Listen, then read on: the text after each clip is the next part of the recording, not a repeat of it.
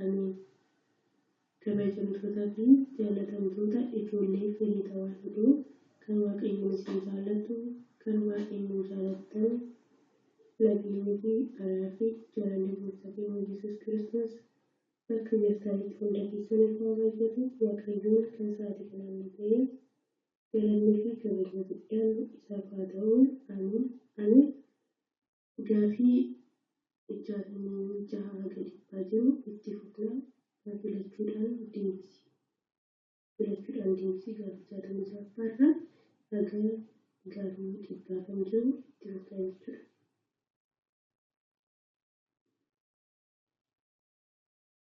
Gaafii 66 Waaqayyo Abrahaamiin sanyii akkam akka kennuuf abdii kenne.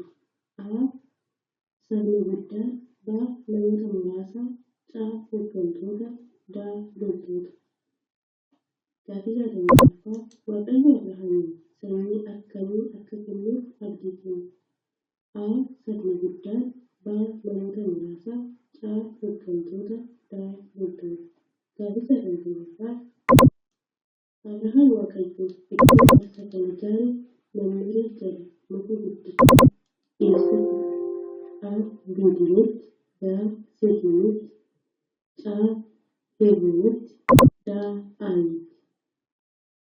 Gaafii 67 Abrahaam Waaqayyo iddoo aarsaa kan ijaare Mamiree jala muka guddicha eessatti ture?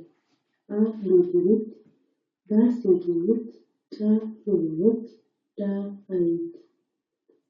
Gaafii 68 Gugeen yeroo lammaffaa yommuu deebitu maal qabattee dhufte? A. Maaliyyuu. B. Baala ejersaa. C. Baala wayinii. D. Gujoo qamadii. Gaafii 68 Gugeen yeroo lammaffaa yommuu deebitu maal qabattee dhufte? A. Maaliyyuu. B. Baala ejersaa. C.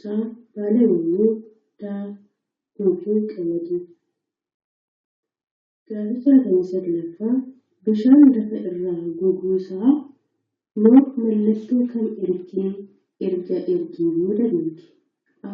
Bokkaan erga dhaabbate booda. B. Gugeen erga hin deebine booda. C. Tulluuwwan erga mul'atan booda. D. Aduun erga baatee booda.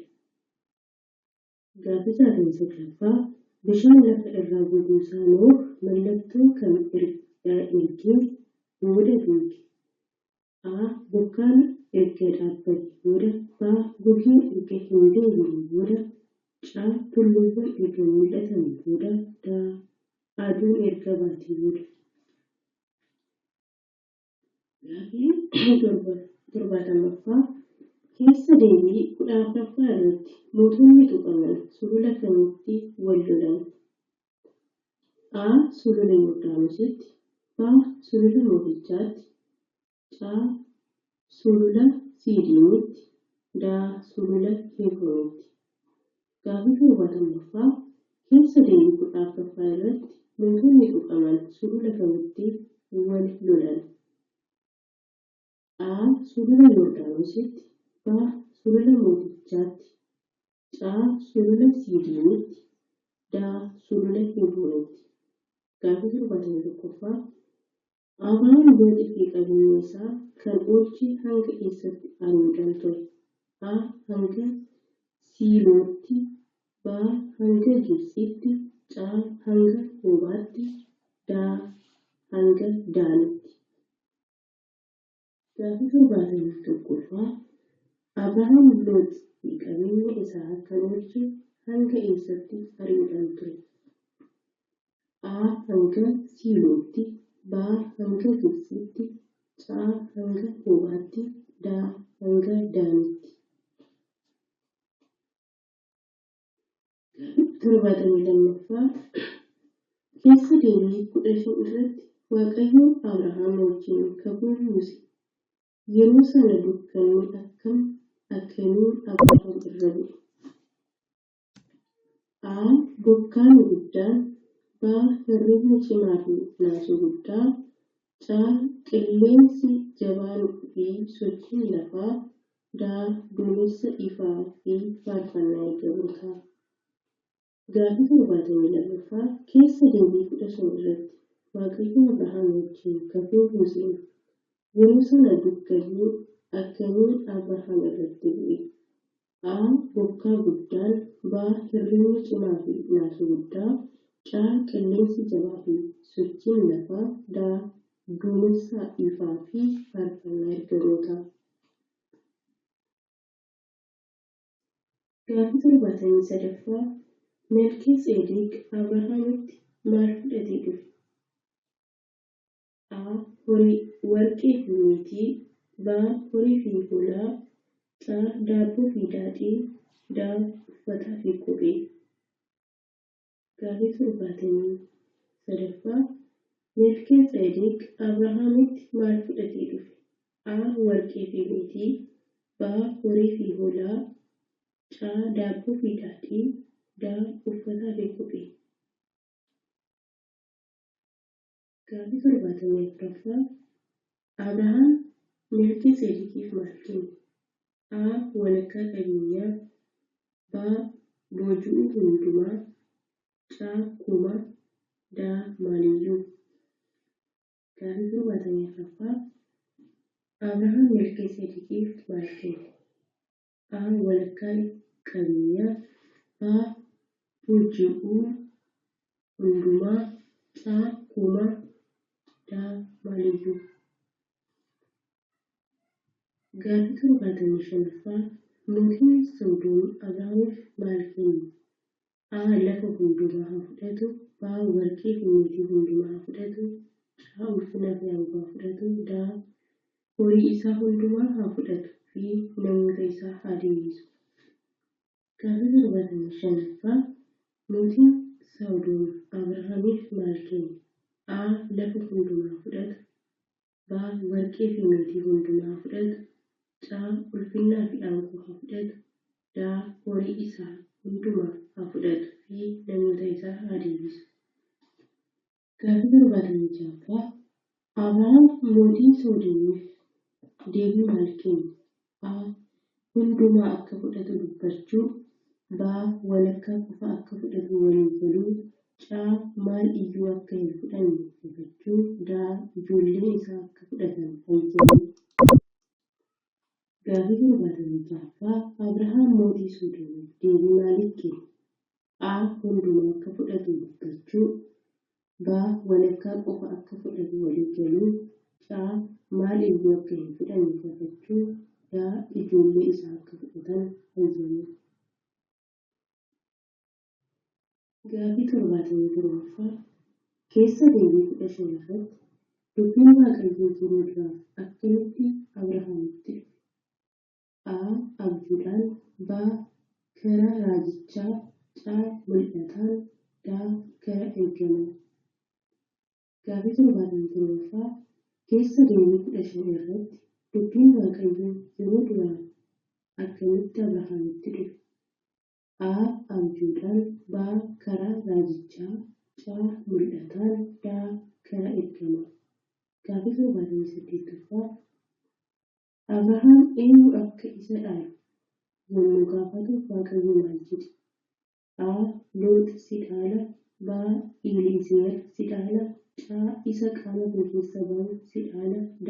Maqaa kee nan guddisa. Gaaffii 78ffaa Abrahaam eenyu akka isa dhaalu yommuu gaafatu Waaqayyo maal jedhe? A. Loox si dhaala, B.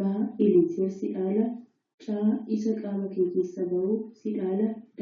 Maqaa kee nan guddisa.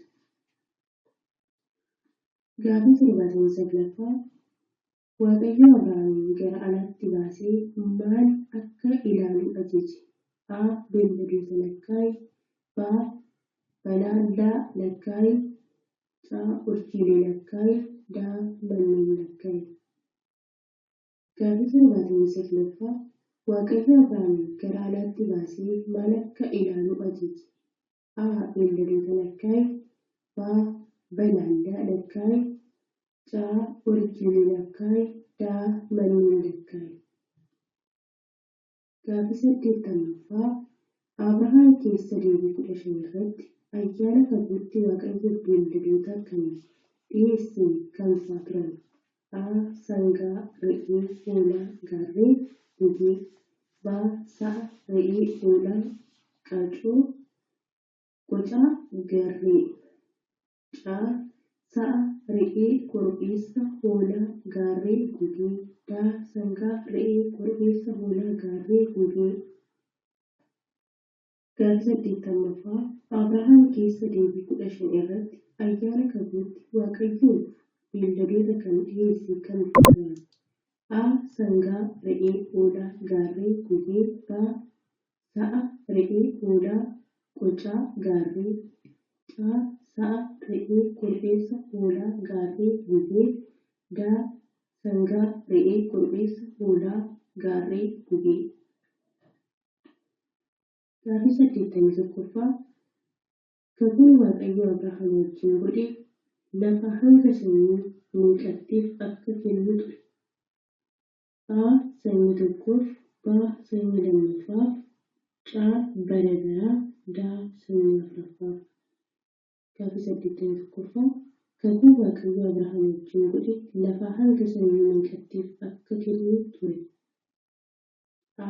Sanyii tokkoof. B. Sanyii lammaffaaf. C. Bara baraa. D. Sanyii afuraffaaf. Gaaffii 82ffaa lafti Waaqayyo Abrahaamiif kakuudhaan kenne lagannoo kam irraa jalqaba? A. Lagannoo Yordaanos irraa. B. Lagannoo Efraaxiis irraa. C. Lagannoo Ashoor irraa. D. Lagannoo Gibxi irraa. Gaaffii 82ffaa lafti Waaqayyo Abrahaamiif kakuudhaan kenne lagannoo kam irraa jalqaba? A. Lagannoo Yordaanos irraa. B. Lagannoo Efraaxiis irraa. C. Lagannoo Ashoor irraa. D. Lagannoo Gibxi irraa. Gaaffii 83ffaa lafti Waaqayyo Abrahaamiif kakuudhaan kenne hamma lagannoo kamiitti ture? A. Hanga lagannoo Yordaanosiitti. B. Hanga lagannoo Gibxiitti. C. Hanga lagannoo Ashooritti. D. Hanga lagannoo Efraaxiisitti. Gaaffii 83ffaa lafti Waaqayyo Abrahaamiif kakuudhaan kenne hamma lagannoo kamiitti ture? A. Hanga lagannoo Yordaanosiitti. B. Hanga lagannoo Gibxiitti. C. Hanga lagannoo Ashooritti. D. Hanga lagannoo Efraaxiisitti. Gaaffii 84ffaa lafti Waaqayyo Abrahaamiif kenne keessa saboonni kam fa'aa jiraatu turan? A. Kana'aanota qofa. B. Amooraatii qofa. C. Heezaatii qofa. D. Hundumaa. Gaaffii 84ffaa lafa Waaqayyo Abrahaamiif kenne keessa saboonni kam fa'aatu jiraatu turan? A. Kana'aanota qofa. B. Amooraatii qofa. C. Heezaatii qofa. D. Hundumaa. Gaaffii 85ffaa Abrahaam Uur Kilidaanonni keessaa akka ba'u kan ajaje eenyu? A. Taaraa. B. Fero'oon. C. Malkiiseedeq. D. Waaqayyo. Gaaffii 85ffaa Abrahaam Uur Kilidaanonni keessaa akka ba'u kan ajaje eenyu? A. Taaraa. B. Fero'oon. C. Malkiiseedeq. D. Waaqayyo. Gaaffii 86ffaa Abrahaam biyya Kana'aan keessaa muka kam jala iddoo aarsaa ijaare? A. Jala muka ejersaa. B. Jala muka sidrii. C. Jala muka qalloo. D. Jala muka nammee isa guddicha. Gaaffii 86ffaa Abrahaam biyya Kana'aan keessaa muka kamiin jala iddoo aarsaa ijaare? A. Jala muka ejersaa. B. Jala muka sidrii. C. jala muka qalloo daa jala muka mammiree isa guddicha. Gaaffii 87ffaa Abrahaam Looxiin oolchuuf hamma magaalaa kamitti ari'e? A. Hamma Sodoomitti. B. Hanga Gomoraatti. C. Hanga Hobaatti. D. Hanga Daanitti. Gaaffii 87ffaa Abrahaam Looxiin oolchuuf hamma magaalaa kamitti ari'e? A.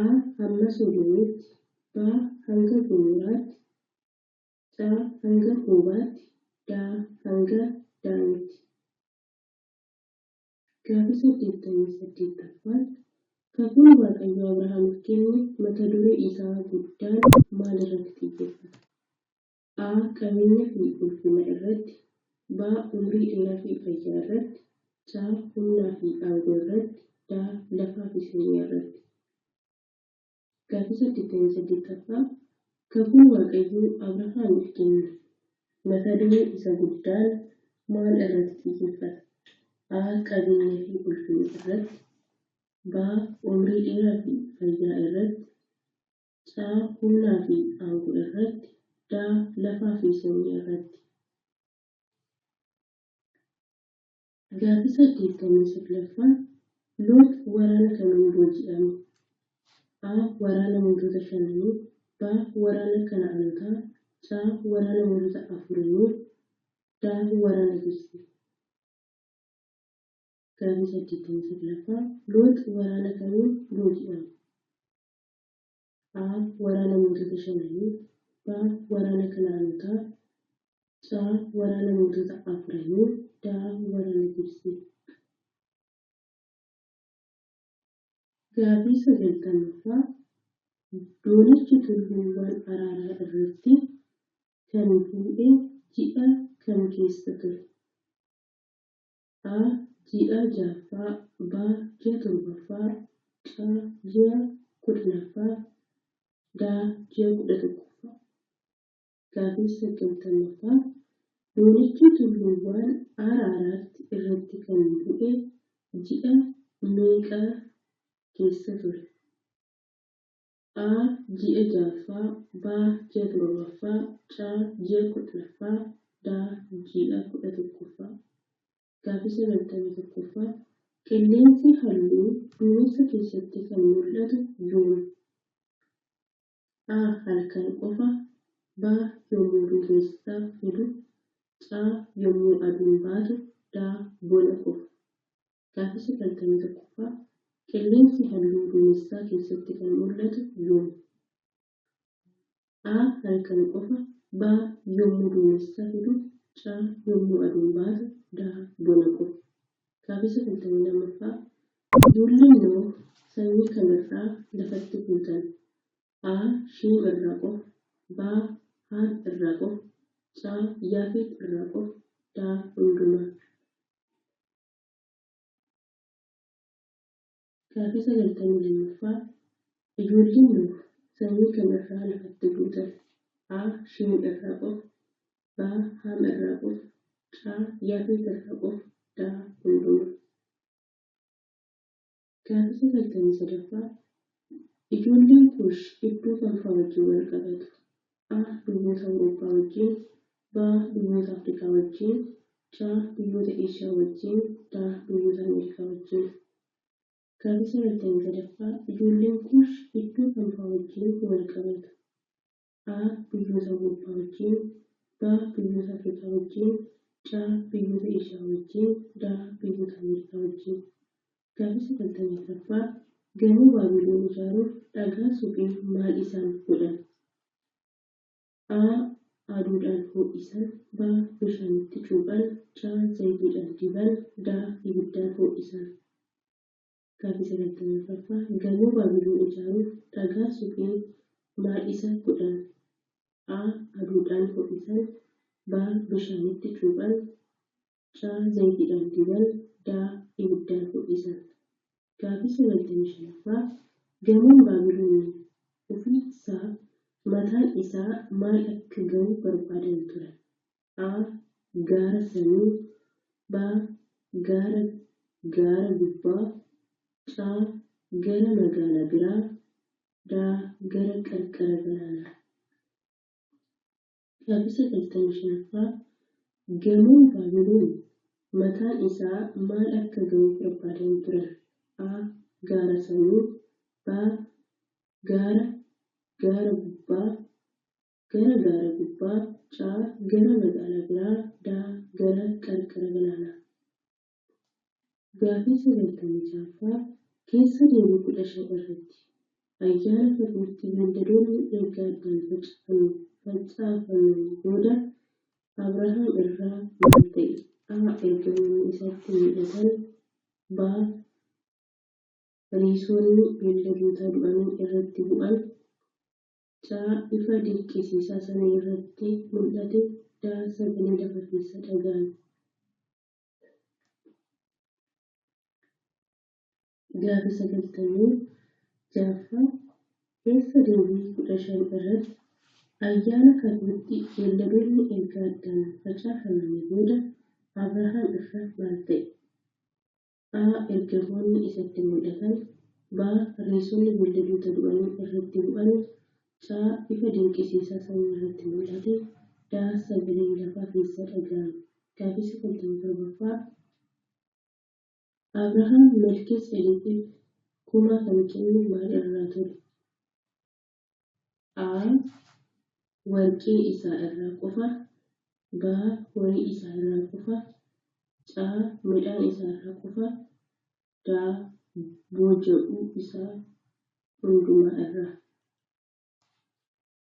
Gaafisa 47ffaa Abrahaam Malkiiseedeqiif kumaa kan kennu maal irraa ture? A.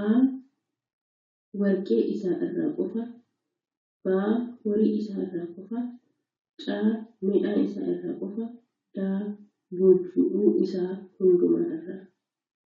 Gaafisa 48ffaan Taaraa iddoo kamiin du'e? A. Haaraanitti. B. Uuritti. C. Kana'aanitti. D. Gibxitti. Taaraan iddoo kamitti du'e? A. Haaraanitti. B. Uuritti. C. Kana'aanitti. D. Gibxitti. Gaafisa 49ffaa keessa deebii 15 irratti ayyaana Faguutti iddoowwan addaan qoodaman gidduudhaan kan darbe maalidha? A. Balaqqeessa ifa qofa. B. Gubii aaruu qofa. C. Gubii aaruu fi ibidda boba'u. D. Utubaa ibiddaa. Gaafisa 49ffaa keessa deebii 15 irratti ayyaana Faguutti iddoowwan addaan qoodaman gidduudhaan kan darbe maalidha? A. Balaqqeessa ifa qofa. B. Gubii aaruu qofa. C. Gubii aaruu fi ibidda boba'u. D. Utubaa ibiddaa. Gaafii 100ffaa isa dhumaa Waaqayyo Nohii fi ijoollee isaatti hayyama kan kenne kamidha? A. Jannata akka daawwattan. B. Wantoonni lubbuu qaban hundinuu akka socho'an isin nyaata haa ta'an. C. Biqiltoota qofa nyaachuu. D. Dhiiga nyaachuu. Gaafii 100ffaa Waaqayyo Nohii fi ijoollee isaatti hayyama kan kenne kamidha? A. Jannata akka daawwattan. B. Wantoonni lubbuu qaban hundinuu kan socho'an isin nyaata haa ta'an. C. Biqiltoota qofa nyaachuu. D. Dhiiga nyaachuu.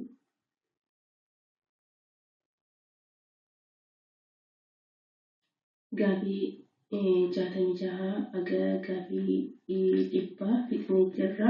Xumurree jirra. Barsiisaa keenya sagalee jireenyaa nuuf haa dhageessisu. Sagalee jireenyaa nuuf haa dhageessisu. Waaqayyo mana isaa keessatti nuuf haa qusatu.